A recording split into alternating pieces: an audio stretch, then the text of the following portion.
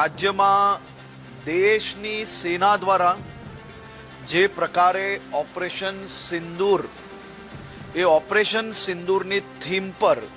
ગણપતિજીના મંડપના ડેકોરેશનની competition સાથે સાથે જ દેશના લોકપ્રિય પ્રધાનમંત્રી આદરણીય શ્રી નરેન્દ્રભાઈ મોદીજી દ્વારા દેશભરના લોકોને સ્વદેશી ચીજ વસ્તુ ખરીદવા માટે જે અનેકવાર જે પ્રકારે પ્રયાસ થકી નીચે સુધી સ્વદેશી વસ્તુઓની ખરીદી જે પ્રકારે વધી છે એને બી વધારો કરવા માટે પ્રોત્સાહન આપવા માટે સ્વદેશી વસ્તુઓ ખરીદવાની થીમ અને ઓપરેશન સિંદૂરની થીમનું એક કોમ્પિટિશન રાખવામાં આવ્યું છે। આ કોમ્પિટિશનમાં દરેક શહેરોમાં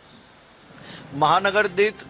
પહેલું ઇનામ પ્રાપ્ત કરનારને 5 લાખ રૂપિયાનું ઇનામ આપવામાં આવશે। બીજા